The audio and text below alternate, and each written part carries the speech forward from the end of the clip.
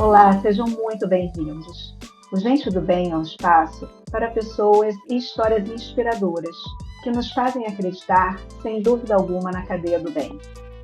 A ideia é falar de trabalho, mas também de vida pessoal, de conquistas, desafios e como cada um de nós pode transformar o mundo de maneira muito positiva. Priscila, eu queria que você começasse falando um pouco de você. A gente já se conhece há muitos anos, então para mim é uma honra te ter aqui. Muito obrigada por ter aceito esse convite. Você é a primeira, e eu tenho certeza de um grande momento na minha vida de transformar trabalhos, pessoas, momentos, que é o que eu estou vivendo hoje, depois de uma carreira gigante aí, como advogada.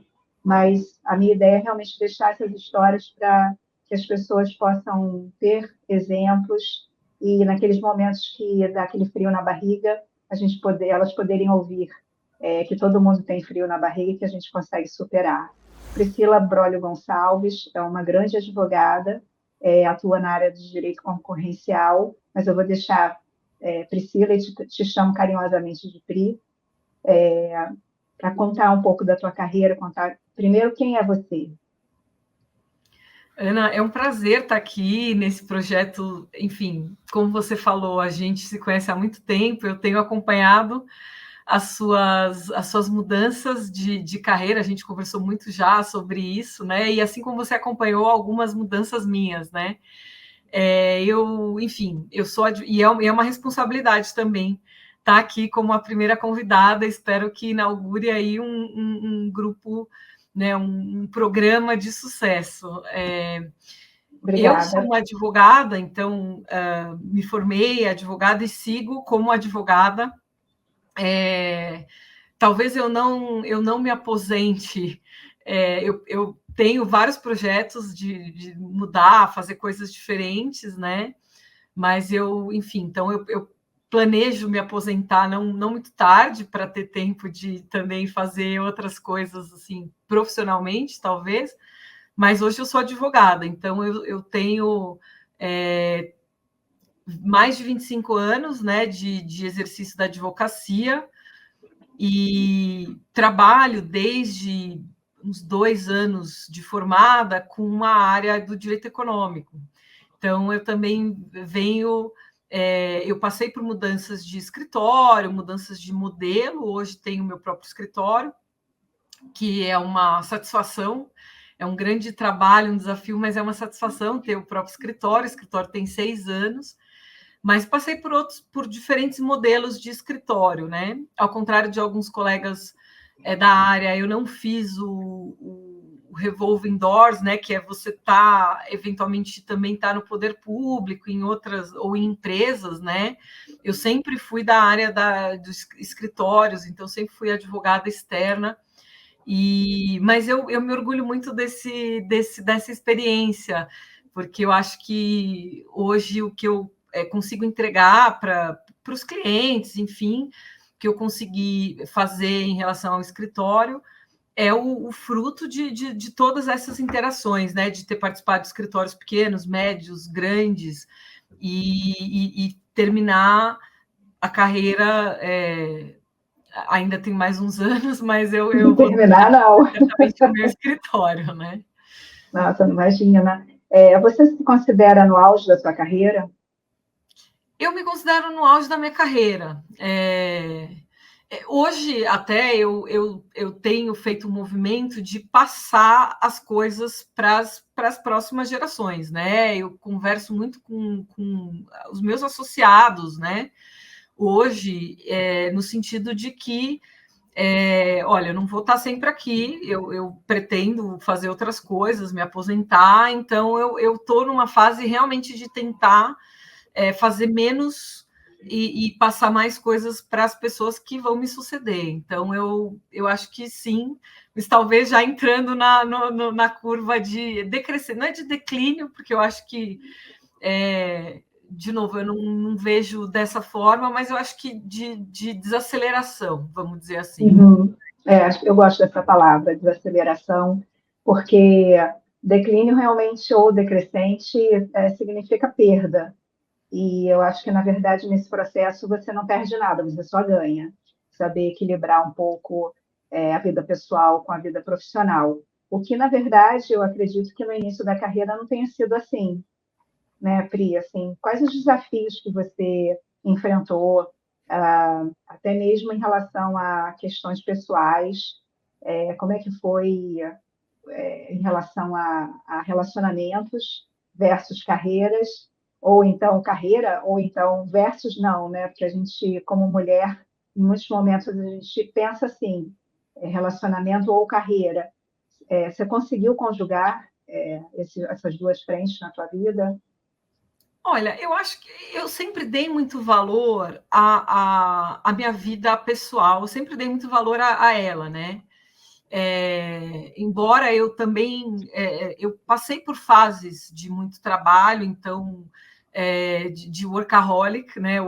Não sei como definir workaholismo, enfim, eu passei por fases, mas eu não acho que elas foram que essas fases elas foram constantes, né? Eu tive momentos de muito trabalho. Acho que talvez eu possa citar. Quando eu me formei, eu estava realmente queria muito ocupar o espaço, né, de advogada. Então eu trabalhava num escritório de um escritório boutique de direito empresarial e direito de família. Então eu não eu comecei na área concorrencial que eu estou hoje um pouquinho depois, né? Mas era um escritório de altíssimo nível, de uma professora da faculdade, a Priscila Corrêa da Fonseca, a quem eu sou até hoje muito grata, porque ela também foi, além de ser uma pessoa que eu admirava muito desde da faculdade, no escritório, e também ela foi a minha orientadora no mestrado, né? Então ela abriu as portas para que eu me aperfeiçoasse, né, academicamente, sempre acreditou no meu trabalho, no meu potencial. Então, quando eu me formei, eu tinha muito. Eu preciso ocupar o espaço, eu era estagiária desse escritório e eu queria ser efetivada. Então, na época, a principal preocupação, acho que até hoje, para os jovens que estão se formando, a preocupação é serei efetivado ou não serei efetivado, né? E não tinha uma regra muito clara no escritório de que momento você sabia se você seria efetivado ou não. Então, eu cheguei na metade do 5º ano e eu não sabia ainda se eu seria efetivada, então eu estava tentando mostrar ali tudo que eu tinha. Mas surgiu uma oportunidade de fazer uma viagem, um mochilão pela Europa, e eu achei que valia a pena. Então eu pedi para os meus chefes diretos, né, que eu falei, olha, eu quero fazer essa viagem, porque depois eu vou entrar com tudo no mercado de trabalho, não vou ter tempo para fazer isso. E, claro, sim, e eu acabei ficando 40 dias fazendo esse mochilão. Uau, Quando eu que voltei, eu recebi delícia! a notícia da minha efetivação. Então, foi uma coisa muito, muito interessante, assim, porque acho que as pessoas sentiram a minha falta e falaram, puxa, não, a Priscila tem um espaço aqui. Então, foi muito, Que muito feliz, bacana! foi muito, muito feliz. Mas, desse momento que eu voltei, fui efetivada, e comecei a trabalhar, eu realmente mergulhei, e eu também fui aprovada no mestrado, então eu mergulhei na vida profissional e acadêmica, né? Mas eu sempre tive relacionamentos com pessoas que sempre respeitaram muito isso. Então eu sei que eu dava um peso maior, eu ouvia reclamações sobre isso, né? Eu me casei super cedo, me casei com 25 anos, então pouco tempo depois de sair da Novinha. faculdade. E eu ouvia reclamações, puxa, mas você está sempre trabalhando, mas quando você não está trabalhando, você está sentado escrevendo ou pesquisando alguma coisa do mestrado, porque eram as minhas prioridades, né? E a minha mãe, quando eu casei, o primeiro eletrodoméstico, aspas, que eu comprei foi um computador, porque eu usava um computador que, na época, desktop, era aquele computador gigante que ficava na mesa das Uhum. pessoas. Eu tinha um computador desses em casa, mas eu precisava ter um computador meu. Então, a primeira coisa que eu comprei realmente foi um computador, porque eu falei, eu preciso escrever meu mestrado, eu preciso ter um computador. Então, eu acho que assim, no começo da carreira, eu tive momentos realmente de grande dedicação, e aí era o mestrado, o trabalho, eu acho que de fato eu deixei um pouco de lado relacionamento, né? Mas eu acho que houve outros momentos também que eu compensei isso e consegui me dedicar um pouco mais. Então, acho que eu sempre busquei um equilíbrio, eu sempre tive isso na minha cabeça. Eu não era uma pessoa que falava, não, eu vou largar totalmente o meu bem-estar, a atividade de lazer. Eu sempre busquei ter coisas. Eu gostava muito do trabalho, né? Então isso ajudava, porque se você gosta muito do que você faz, você não está se sentindo mal de estar, às vezes, até mais tarde, se dedicando, passando o final de semana pensando num assunto. Então, como eu gostava muito, eu acho que teve talvez esse outro lado, né? Mas eu não sinto que eu sacrifiquei coisas. Eu acho que sempre deu para negociar as coisas. E hoje eu olho para trás, eu não tenho nada que eu diga, puxa, me arrependo de trabalhei muito em determinado momento. Eu acho que eu trabalhei muito nos momentos certos. E assim como hoje, às vezes puxa, precisa trabalhar. Agora eu tenho que trabalhar porque aconteceu alguma coisa, eu estou com algum assunto muito importante, muito grande. Então, isso vem até hoje, né? Não, muito legal te ouvir, porque eu te conheço pessoalmente e profissionalmente, então eu sei o quanto você é apaixonada pelo trabalho. E eu também era assim, então tinha horas que as pessoas falavam, mas nossa, você trabalha tanto, no final das contas a gente se diverte, porque é um desafio, né? E o advogado, ele nada mais é do que um solucionador de problemas. E enquanto a gente não resolve aquela questão, a gente não sossega, né? E eu acho que a gente tem muito isso em comum. Mas que bom que você conseguiu, então, equilibrar a vida pessoal com a vida profissional. Hoje, como você falou, você tem um escritório, você forma pessoas, e é muito bacana você também poder passar para eles isso tudo, né? No momento em que se fala muito sobre equilíbrio, sobre saúde mental no trabalho, pressões, etc., né? Que a vida cotidiana acaba trazendo para a gente.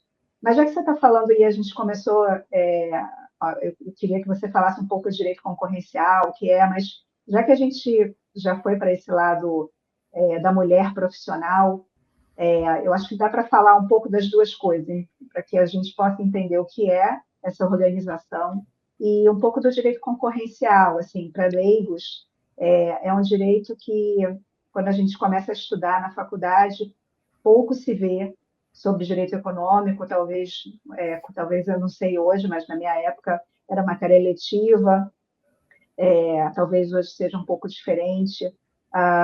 Como é que você vê hoje para o mercado jovem de trabalho? E o direito antitrust surgiu, principalmente, na verdade, a primeira legislação é do Canadá, mas nos Estados Unidos foi justamente em razão dos grandes trusts, né? Rockefeller, enfim, esses nomes que são super interessantes para quem estuda, né, negócios também, surgiu a legislação antitrust, justamente para combater esses trusts, mas eu acho que ela é muito mais ampla. Eu volto para isso. Acho que a gente pode começar falando das mulheres no antitrust, que é o nome da nossa associação em português, né? Mulheres no Antitrust. É um motivo hoje. Eu mesma me surpreendo como, para mim, é um motivo de orgulho participar dessa organização, né? Porque isso era um tema que eu estava refletindo recentemente. Eu descobri, vamos dizer, talvez o feminismo aos 40 anos. E, talvez não só eu, talvez muita gente da minha geração, da nossa geração, porque quando eu tinha 20 anos, se você começasse a falar desse assunto, as pessoas iam te olhar feio, né? E eu penso que talvez eu não tivesse conquistado espaços que eu conquistei se eu fosse uma pessoa que falasse desse tema. Eu sou uma mulher dessa área. Não se falava desse assunto, né? E aos 30 anos, idem. Eu acho que quando eu completei 40 anos é que esse assunto estava realmente voltou à pauta, né? E eu acho até, não me envergonho de falar isso. Talvez eu até achasse que feminismo era um absurdo, imagina, isso não é um tema, né? Então, isso foi um assunto que eu conversei com a Leonor e com a Amanda, que fundaram essa organização, quando elas me convidaram para participar. Eu falei, gente, vocês têm certeza? Porque eu não sou uma pessoa militante, né?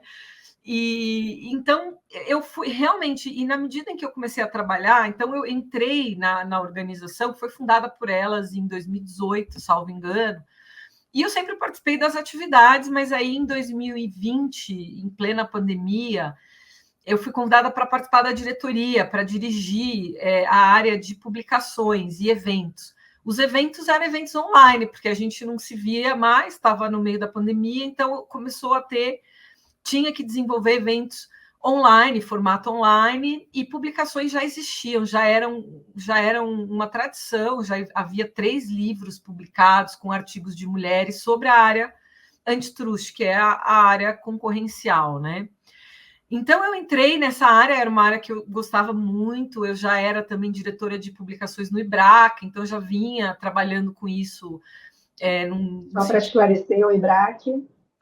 O IBRAC também é um instituto de estudos, o Instituto Brasileiro de Estudos de Direito da Concorrência, e hoje o nome dele é maior, de regulação, tem uma série de outras áreas além da concorrência, mas acho que a concorrência ainda tem um peso muito grande, né? Então, eu era da diretoria do IBRAC, naquela época, de publicações, cuidava da revista, então, do IBRAC, na época, e do prêmio, que era o prêmio, até hoje, é um prêmio, um dos mais esperados do ano na nossa área, que é o prêmio IBRAC Team. Então, eu cuidava do prêmio, cuidava enfim, de outras publicações, e passei a cuidar também das publicações da Women in Antitrust. E depois de 2 anos nessa área e na área de eventos, a gente comecei a fazer podcasts, uma coisa que eu, na época, ignorava totalmente. Comecei a organizar, né, os podcasts. Quem teve essa ideia foram pessoas mais jovens, né? E a gente abraçou essa ideia e tentou montar, colocar de pé. E então, assim, depois de 2 anos, eu fui convidada para ser presidente dessa organização.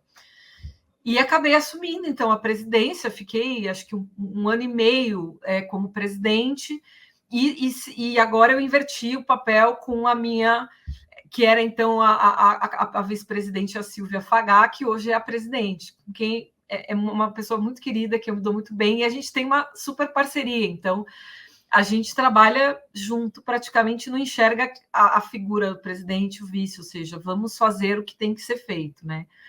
É uma experiência muito legal. E na verdade, eu acho que olhar, né, para a mulher na profissão e para maior inclusão, não só para a inclusão de gênero, mas também para outras diversidades, é um tema que vem me tomando, e que é um tema muito querido, que veio ganhando um espaço, assim, que hoje eu digo que ele é quase tão grande quanto o do direito da concorrência, porque eu fui tomando contato com isso, realmente. Comecei a estudar um pouco mais, não que eu seja uma estudiosa, eu aprendo muito com muita gente que se dedica a isso, mas foi ganhando espaço e importância, e eu vejo a importância, inclusive, nos depoimentos das pessoas que fazem parte da organização.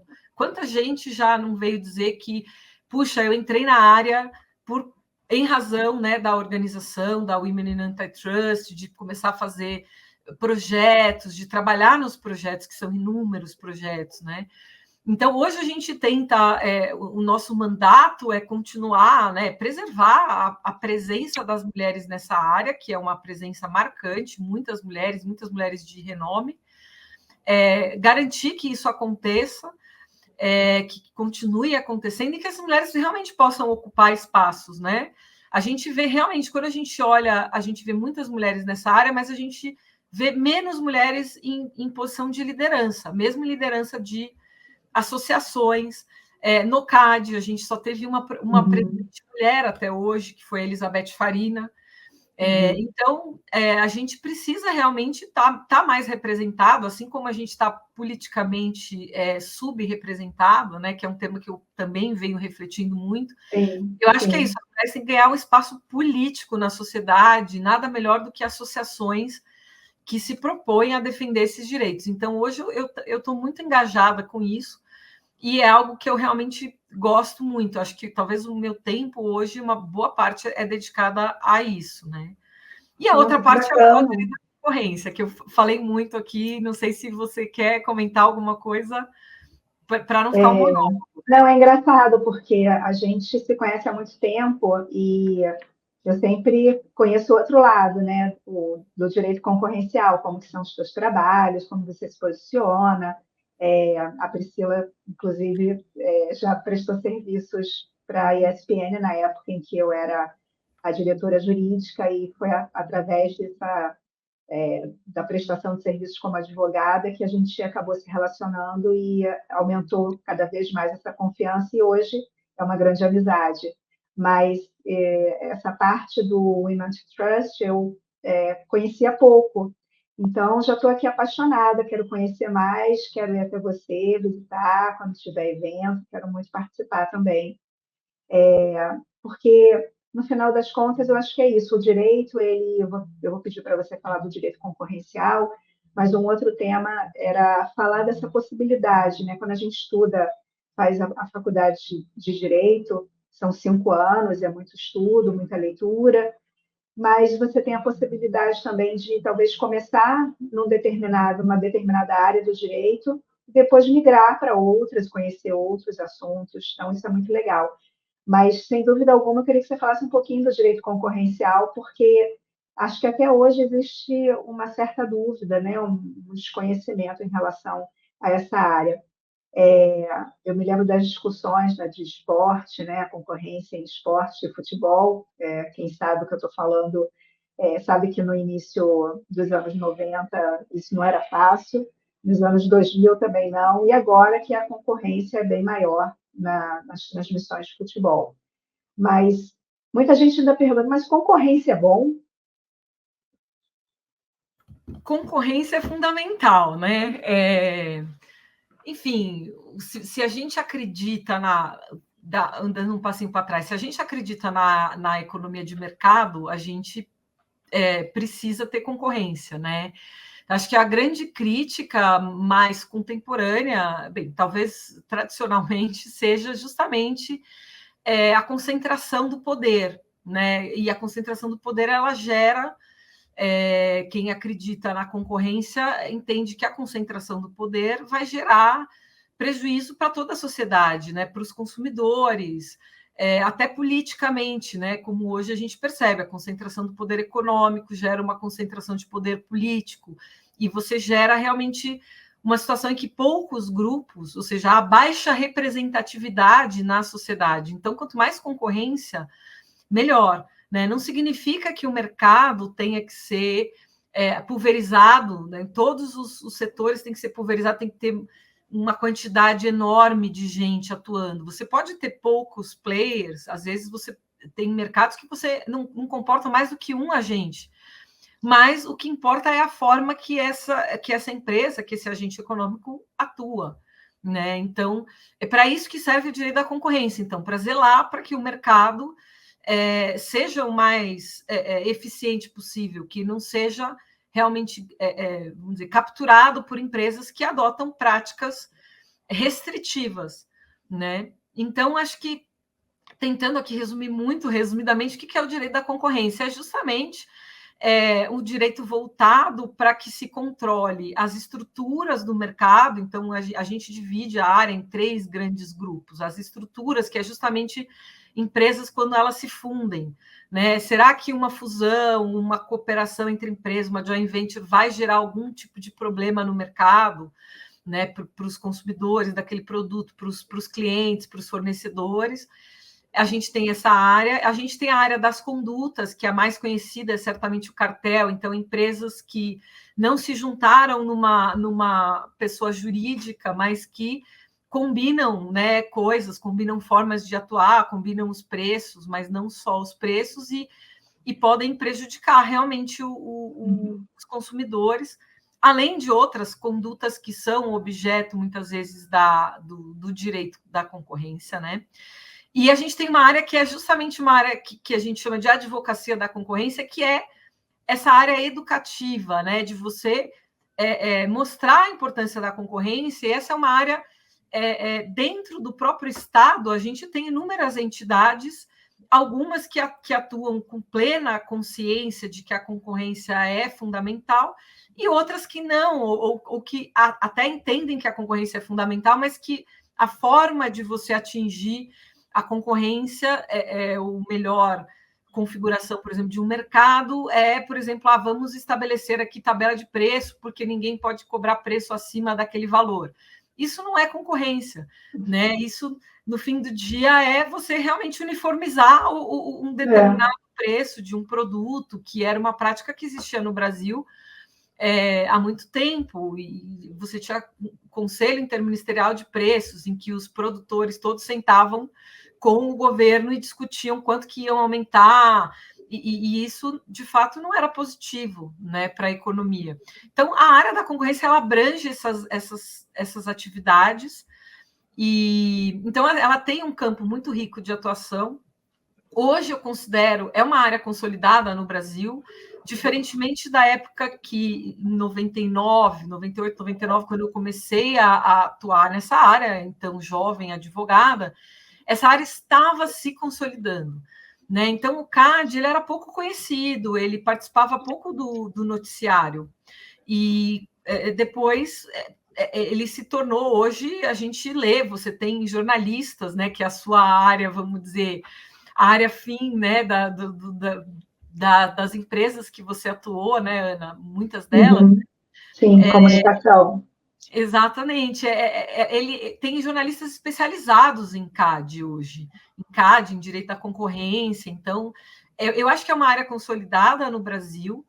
Então, antes era puxar, eu quero participar, eu quero trabalhar nessa área. Era muito difícil trabalhar nessa área, porque tinha 3, 4 escritórios muito especializados. Foi onde eu fui trabalhar quando eu saí, né, do escritório que eu me formei e fui efetivada. Fui trabalhar no escritório do Delchiaro, que era um dos pouquíssimos escritórios dessa área, mas que a vantagem era fazia todos os grandes assuntos que existiam nessa área, né? Então, era difícil você não estar envolvido em algum assunto. E hoje eu acho que a área ela se consolidou, a gente tem inúmeros escritórios, então você tem escritórios full service, grandes e médios, prestando esses serviços, você continua existindo escritórios especializados. Então, a área se desenvolveu e hoje tem muito mais oportunidade, por exemplo, para um jovem que quer trabalhar nessa área. Ainda é muito concentrado no eixo São Paulo, Brasília, passando pelo Rio de Janeiro. Isso até ligando uma coisa a outra, a gente tem uma competição que já está na 4ª edição, que é uma competição entre as faculdades de direito, uma competição que acontece no CAD, de direito da concorrência, e que a gente tem visto grupos, equipes de vários estados do Brasil entrando. E são equipes que não têm, você falou quando você estudou que o direito da concorrência era eletivo. Quando eu estudei também, e se tivesse alguém disposto a dar essa matéria. Exatamente. Né? Hoje a gente tem, por exemplo, na USP, que foi na Faculdade de Direito da USP, que foi onde eu me formei, a gente tem vários professores que têm, se não o foco principal, mas que têm formação nessa área, dentro do departamento de comercial, no departamento de econômico. Então, você tem muitas opções, né? Tem, em São Paulo, você tem a PUC, o Mackenzie, a GV, o INSPER, a Faculdade da USP de Ribeirão Preto. Você tem inúmeras escolas que têm direito da concorrência e tem grandes nomes nessas escolas.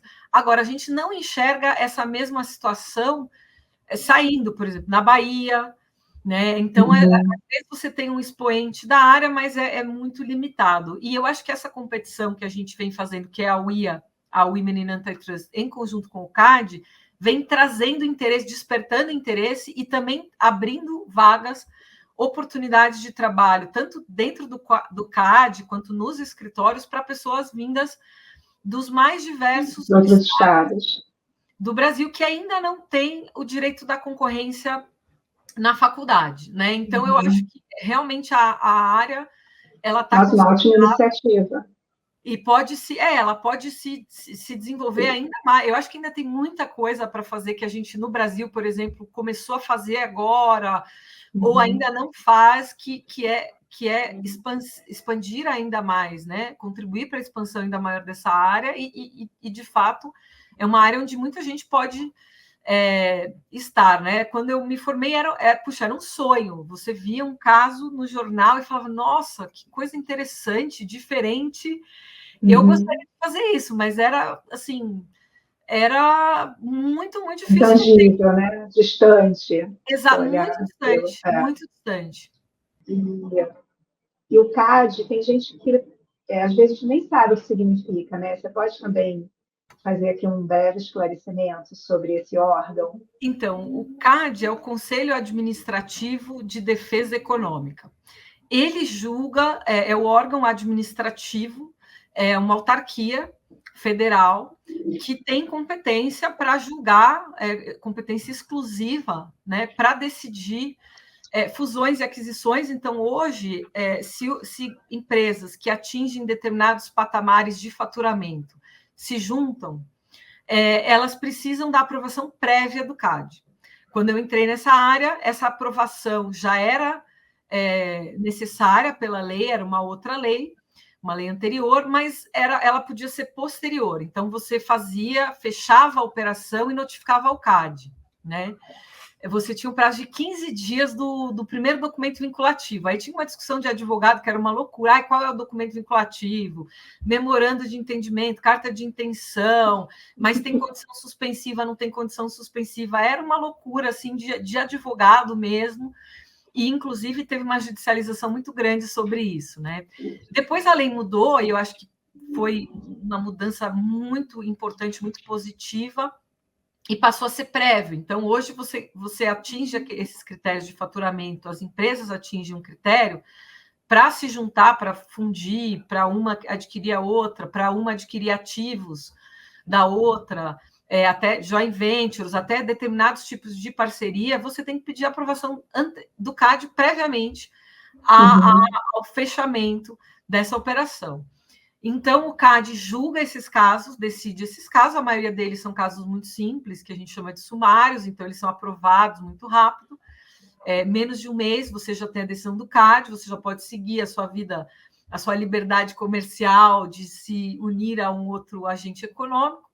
E o CAD também julga processos de condutas, que eu comentei um pouco antes, que são justamente investigações de práticas anticompetitivas. Então, algumas empresas se juntaram e combinaram preço num determinado setor. Outras empresas uma empresa abusa e cobra valores, vamos dizer, diferentes de um agente econômico em relação ao outro, né? Ou favorece a sua própria rede, ou a sua própria plataforma em detrimento de outras. Então, tudo isso o CAD julga, né? Analisa. O CAD, analisa e julga. Sim, ele analisa e julga. Alguns desses assuntos também podem ser objeto de ações judiciais. Então, digamos que uma empresa tem um problema com um concorrente dela, que ela entende que está prejudicando essa empresa, né? Os casos mais comuns, mais antigos também, eram casos de recusa de fornecer uma matéria-prima. Então, uma empresa precisa de uma determinada matéria-prima, ela compra junto a uma grande empresa, um grande player no mercado, e esse player não fornece, ou fornece com um preço muito alto, e aí começa a ter uma discussão. Esse tipo de caso, por exemplo, tem muitos desse tipo de caso no judiciário, né? Você pode ir ao judiciário com um fundamento de lei concorrencial, não é só ao CAD. Você pode ir ao CAD, com certeza, mas você também pode ir ao judiciário e usar essa argumentação, né? É bem técnico, né? Mas... É bem técnico, exato. É bem técnico, mas eu acho muito interessante a gente poder, por ser muito técnico, poder contar aqui com o teu esclarecimento. E eu tenho certeza que muitos jovens que estão na faculdade, que te ouvem falar, não só pelo fato de ser técnico, de ser curioso, mas também pelo brilho do seu olho, né? Pela forma como você fala, apaixonada. Então, mesmo sendo um assunto frio, entre aspas, né? porque são empresas e você analisa dados, questões, preços. É um direito que traz muito benefício para a sociedade, né? Uma área que traz muito benefício. Então, você está trabalhando numa coisa que pode transformar esse mundo melhor, né? E, Priscila, falando um pouco, saindo um pouco da vida profissional, falando um pouco do teu dia a dia, séries, filmes, queria que você falasse um pouco aí, dar dicas para a gente de livros, mas eu achei curioso, eu vi no seu Instagram um último post seu, em que você coloca um trecho de um pensamento de Paul Auster, eu acho, né, o nome dele, na obra The Invention of Solitude.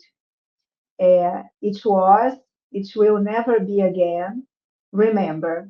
Né? Então, alguma coisa aconteceu no passado, né? It was, não vai ser nunca mais dessa forma, e simplesmente lembre-se disso que aconteceu. Tem alguma explicação para você? Eu li esse livro, eu gostei muito, essa é a frase final do livro. Enfim, ele é um dos meus autores favoritos. Então, assim, talvez falando de hobbies, assim, eu gosto muito de ler. Hoje eu tenho 2 grupos de leitura, que é o que eu consigo, assim, Ainda às dá vezes mal e tempo. mal, mas eu consigo participar de 2 grupos de leitura, além né, das leituras que são obrigatórias do trabalho, que às vezes chegam toneladas de papel e você tem que ler. Mas então eu participo de 2 grupos de leitura, mas esse livro eu li antes, há muitos e muitos anos, e acho que talvez quando foi publicado pela primeira vez. E eu gosto muito do Paul Auster, ele faleceu. E esse post é do dia que ele morreu. Eu fiquei assim, eu entendo que ele morreu jovem, ele, enfim, estava doente já, mas não foi uma surpresa. Mas eu quis fazer uma homenagem. Eu tenho postado muito pouco. Eu já postei mais, né? No começo do Instagram eu adorava, eu era uma entusiasta. Eu publicava tudo que eu fazia, enfim, onde eu Eu me lembro que ia. tinha várias fotos. Eu mantive isso, acho que praticamente eu nunca tirei coisas que eu publiquei no Instagram, que eu também acho que não faz muito sentido, assim. Publiquei porque publiquei num determinado momento, fazia sentido, então tá lá. Acho que o meu Instagram deve ser registrado. Sem nenhuma edição posterior, mas hoje em dia eu publico muito pouco. Nesse dia, enfim, eu lembrei dessa frase que eu me lembro e já tive discussão com alguns amigos que participam ou não do grupo de leitura. Meus grupos de leitura praticamente são mulheres que participam. Um deles só tem mulheres, propositadamente, o outro nem é limitado, mas atualmente a configuração só tem mulheres, exceto pelo nosso professor, que é o João, super querido, que é o único homem do grupo. Mas eu lembro de ter discutido com outras pessoas sobre qual foi o melhor final de um livro, né?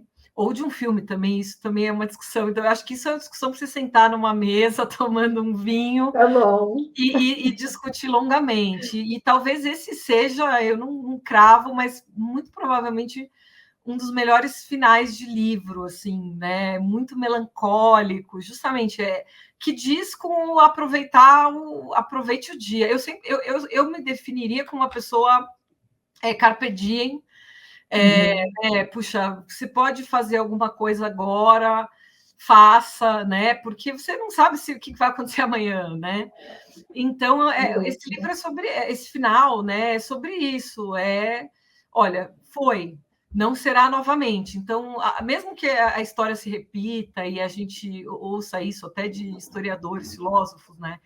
Nunca vai ser igual, né? Algo vai ser igual ao que já foi antes. Então, porque sempre alguma coisa terá mudado, né? Às vezes você mudou, né? Não sei se você, por exemplo, já foi, às vezes, viajou para um lugar, gostou muito, teve uma experiência incrível, depois você volta para esse lugar, já não é a mesma coisa. E aí você fala, puxa, esse lugar mudou? Talvez não, o lugar não mudou, mas você mudou. A sua circunstância mudou, então você nunca vai viver a mesma experiência que você já viveu. Acho que é sobre isso. Eu acho isso muito, eu acredito muito Verdade, nisso. Então, acho verdade. que assim, aproveita o lugar, essa conversa que a gente está tendo agora, a gente pode ter outras ainda melhores, mas essa a Com gente não vai certeza. ter, né? Até porque a gente muda. E esse é um dado muito interessante. Às vezes você tenta reviver alguma coisa, ir para aquele mesmo lugar, ou sentir a mesma sensação. Espera aí, tem algo diferente. Então, são os olhares, né, diferentes. Às vezes, para mim, também é uma coisa, para você é outra. E é muito legal quando você respeita isso tudo. A gente está chegando ao fim, tem duas perguntas ainda para te fazer. Uma delas, a primeira seria, ou a penúltima, né? Seria sobre, você falou da sua carreira de sucesso, seus hábitos que são saudáveis, a sua curiosidade, né, por leitura, de uma forma geral, amizades. Do que você tem medo hoje, Priscila? Olha, eu não sei se é muita arrogância, assim, mas eu tento, eu não sei, eu não tenho medo, assim, de nada, assim, mesmo da morte, que acho que é, né, acho que talvez a maioria das pessoas diga, talvez eu tenha, assim, puxa, não gostaria de morrer tão já, sabe? Mas não tenho medo, assim, não tenho medo.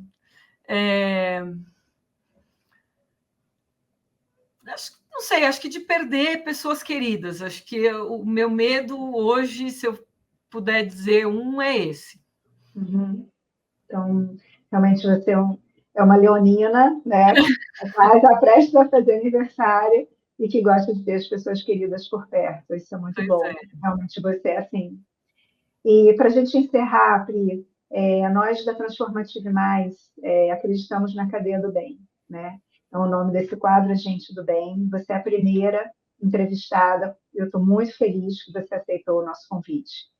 E falando então em cadeia do bem, você pode falar um pouco do que é para você, ou do que seria para você a cadeia do bem, e como você acha, e se você acha que ela pode mudar o mundo, ou o nosso mundo, né? Quando a gente fala mundo é muita coisa, mas o mundo que a gente tem no dia a dia. Difícil, não? O que eu vejo como a cadeia do bem eu acho que assim as pessoas deveriam, eu tento usar isso para mim, deveriam tentar melhorar a si mesmas, né? Eu acho muito difícil você melhorar os outros. Acho que você tem que sempre olhar para você e tentar ver, puxa, sempre tem coisa para melhorar, né? Dificilmente alguém vai estar muito satisfeito consigo mesmo. Então, eu tento ser uma pessoa melhor. Até você me chamou para participar desse quadro como uma pessoa do bem. Puxa, será que eu sou majoritariamente vista como uma pessoa do bem, né? Espero que sim. Mas não sei, pode ser que alguém não goste de mim, ou eu fiz alguma coisa e a pessoa me ache do Não mal, conheço, não né? conheço meu rol Enfim, de amigos mas profissionais, não eu conheço. acho que talvez a cadeia do bem talvez é isso, é tentar fazer o seu melhor, né? Realmente não reproduzir coisas negativas, né? Então, às vezes, alguém te faz um mal e talvez a reação seja você, vou devolver um mal para ela, né? Mas você talvez respirar e falar, não, puxa, para quê, né? Então, hoje eu tento fazer, acho que hoje eu consigo mais do que no passado, acho que faz parte, né? Você também cresce, vai ficando mais velho, amadurece, mas acho que é isso, eu tento não devolver algo mal, que eu interpretei como mal, que alguém me fez, e, puxa, tá bom, às vezes eu me afasto, não preciso ficar dando segmento, acho que isso, de novo, claro, isso não basta para mudar o mundo, né? Mas pelo menos você reduz um pouco da maldade, né? Se você não devolver uma maldade que alguém te fez, o que você interpretou, porque às vezes também não é uma maldade, às vezes a pessoa é o que a pessoa consegue fazer. E aí você interpreta como essa pessoa me atrapalhou, me prejudicou, e às vezes a pessoa nem queria, né, fazer isso. Então, eu acho que você tem que realmente olhar para você mesmo e ver o que você consegue fazer para os outros. E se você não puder fazer nada positivo, então não faça nada, Não né? faça nada. Talvez seja isso. Sem dúvida. Priya, mais uma vez, muito obrigada. Foi uma conversa deliciosa. E você sabe que eu sou sua fã, então estou sempre aqui torcendo. É E recíproco, Ana. obrigada. Quero conhecer um pouco mais do Mulheres no Antitrust. Fiquei muito feliz de saber da do teu protagonismo nessa frente, porque quando a gente vai para Brasília, por exemplo, eu sempre que lembro do direito concorrencial, eu me lembro de Brasília, né, por questões óbvias, por causa do CAD. É realmente um mundo muito masculino. Então é muito bacana você saber que tem pessoas como você atuando na cadeia do bem, trazendo mais meninas, mulheres, jovens profissionais para entenderem melhor essa o que é o direito concorrencial e poderem atuar, né, como uma frente de trabalho mesmo, nesse momento em que existe um grande número de jovens perdidos, um grande número de jovens desempregados e sem perspectiva. Então, eu fiquei muito, muito feliz, não só de receber você, mas de saber um pouco mais sobre esse programa. Obrigada e um beijo e um bom final de semana. Se eu puder só um último aqui, tem Por muita gente favor. nesse programa, eu faço questão de dizer, porque tem muita gente trabalhando, muita gente organizando e muita gente financiando. Então, assim, realmente não dá para nomear, claro, eu faço parte disso, mas eu sempre gosto de deixar muito claro que tem né? Não fui fundadora, gostaria de ter sido, hoje, olhando assim, puxa, como seria legal ter feito isso, mas não fui eu. Mas eu acho muito legal participar, então eu fico contente de fazer parte do grupo. Não, eu quero colocar, a gente vai colocar informações, a Transformative Minds vai ser um canal de divulgação do Legal, que bom, Women Antitrust, tá muito bom, bom? obrigada. Imagina, que isso. Obrigada a você, Pri.